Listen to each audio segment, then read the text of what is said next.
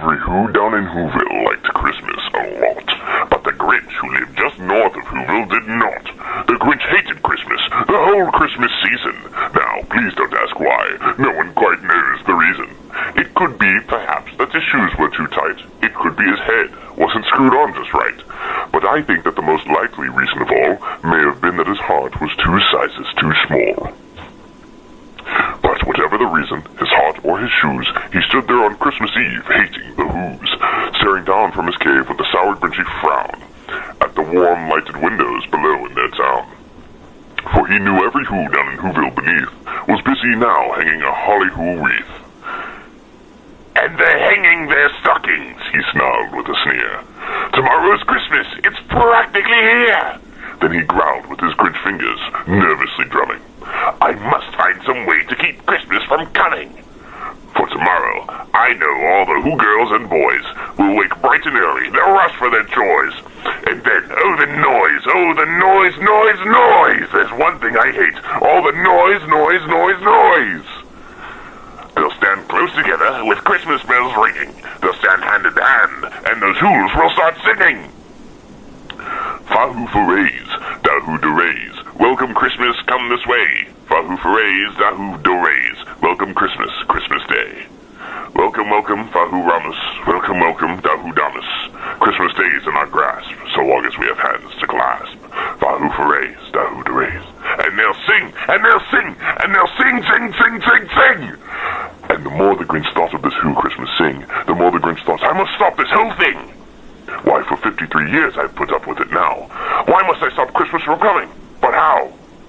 Then he got an idea, an awful idea. The Grinch got a wonderful, awful idea. I know just what to do, the Grinch laughed in his throat. I'll make a quick Santa Claus hat and a coat. This is stop number 1, the old Grinchy Claus hissed, as he climbed to the roof, empty bags in his fist. Then he slid down the chimney, a rather tight pitch, but if Santa could do it, then so could the Grinch. He got stuck only once for a minute or two, then he stuck his head out of the fireplace flue, where the little Who stockings hung all in a row. These stockings, he grinched, are the first things to go. Then he slithered and slunk, with a smile most unpleasant, around the whole room, and he took every present. It was 1:15, all the Whos still abed, all the Whos still a-snooze, when he packed up his sled. Packed it up with their presents, their ribbons, their wrappings, their snoof and their fuzzles, their tringlers and trappings.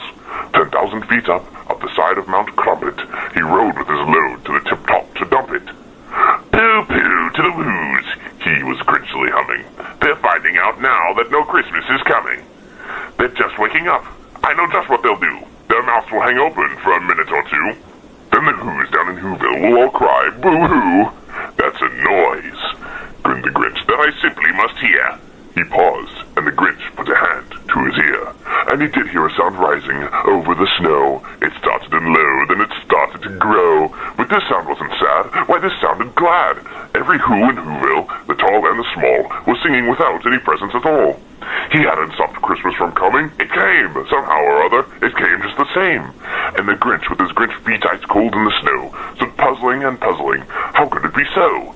It came without ribbons. It came without tags. It came without packages, boxes, or bags. He puzzled and puzzled till his puzzle was sore. Then the Grinch thought of something he hadn't before. Maybe Christmas, he thought, doesn't come from a store. Maybe Christmas, perhaps, means a little bit more. And what happened then? Well, in Whoville they say that the Grinch's small heart grew 3 sizes that day, and then the true meaning of Christmas came through, and the Grinch found the strength of 10 Grinches plus 2. And now that his heart didn't feel quite so tight, he whizzed with his load through the bright morning light. With a smile to his soul, he descended Mount Crumpet, cheerily blowing hoo-hoo on his trumpet. He rode into Whoville. He brought back their toys. He brought back their floof to the Who girls and boys. He brought back their snoof and their tringlers and fuzzles, brought back their pantookas, the dafflers and muzzles.